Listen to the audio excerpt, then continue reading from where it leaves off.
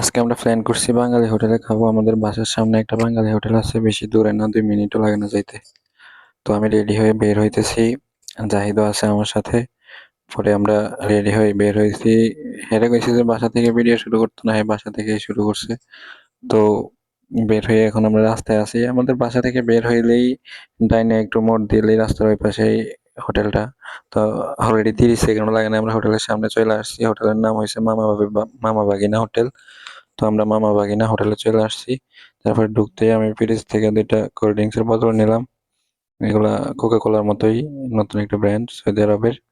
তো এগুলা রাখলাম। তারপরে দেখলাম এখানে ওনারা কি কি বেচে।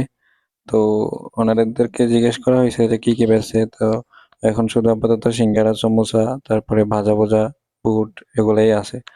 পরে আমরা এখন তেমন কিছু খাবো না, হালকা নাস্তা করার জন্য আসছি। তো বুট নিলাম, অর্ডার করলাম, আর সিঙ্গারা আর মচমচে ডালের বড়া এগুলো নিলাম। পরে খাওয়া শুরু করছি আমরা। মোটামুটি বাংলাদেশের মতোই ছিল, মানে তবে অতটা বাংলাদেশের মতো ফিল আসে না আর কি। তো যাই হোক, তারপরেও খাইয়া মানে অনেকদিন পরে বাংলাদেশি সিঙ্গারা এগুলা খাইলাম, মানে মোটামুটি ভালোই লাগলো। তো আমরা খাইতেছি, খাওয়ার মাঝখানে মাঝখানে এখানে আবার পেঁয়াজও দিছে এরা, তবে সালাদ তেমন একটা বাংলাদেশের মতো দেয় নাই। বাংলাদেশে বিট লবণ মাইরা যে সালাদটা, এটা মানে অতুলনীয়, এখানে তো আর সেটা নাই। তারপরে কোল্ড ড্রিঙ্ক খাইলাম, তারপরে বুটগুলো টেস্ট করলাম, বুটগুলোও আছে, তবে অত বেশি ভালো লাগে না। সিঙ্গারা আর ডালের বড়াগুলোই ভালো লাগছে মোটামুটি। বুটটা তেমন কেমন জানি মানে একটা লাগছে, এরকম টেস্ট লাগে নাই।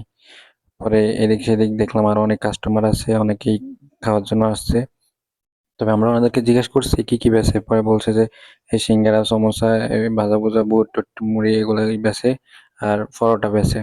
এখনো বারটাতে এগুলো বেচে না, এগুলো নাকি পরবর্তীতে খুলবো। পরে আমরা খাওয়া দাওয়া শেষ করে বেরিয়ে গেলাম।